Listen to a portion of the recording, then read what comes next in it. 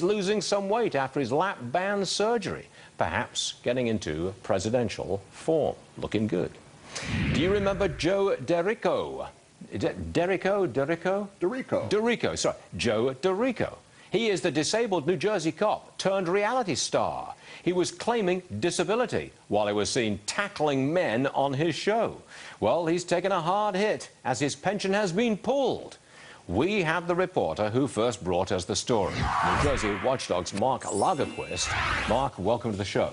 Glad to be here. So let's get this straight. The guy claims disability, goes on a reality TV show. He's a former cop. He wrestles guys to the ground, looks fit, hale and hearty, gets his pension, but now you uncovered the story and his pension has been stopped. Is it simple as that?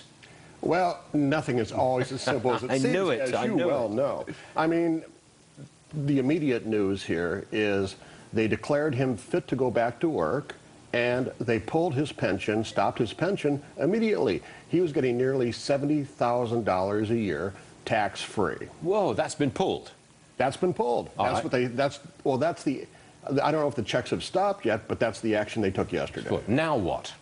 Well, what happens next will be interesting. He can appeal, and depending on how the appeal goes, number one, his old police department could be forced to hire him back. And when he left the department, he was under indictment and there were suspicious circumstances. Or, depending on how a judge or a court might rule, the state might be back on the hook for his disability pension, even though they've deemed him not to be disabled. $70,000 a year, tax-free. Tax-free. Is that federal and state tax-free? To the best of my knowledge. He just takes home $5,000 a month and change. That's it. Okay. And he could get that back, despite what he's been doing, depending on what a judge says when he appeals.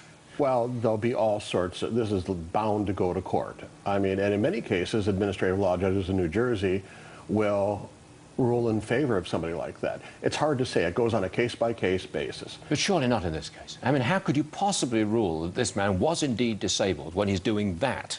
Well, what was we're talking about New Jersey here, too. Let's be honest. That's true. That's my home state, by the way. But what was he doing? On what basis did he claim disability in the first place? Physical disability? Well, what?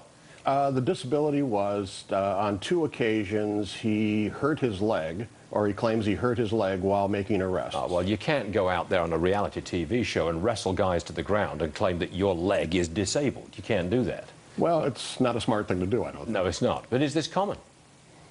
I don't know. I mean, sometimes it's like we catch the dumb ones, the ones that would do something like that. And the smart guys get away with it. But admittedly, though, people in these unions know how to game the system. Every single person there understands how you game the system, how towards your retirement you ratchet up the hours, how you stay on disability. Everyone knows the game. Yeah, that's true. And every once in a while, somebody does something very silly and it gets caught. And the game has not changed.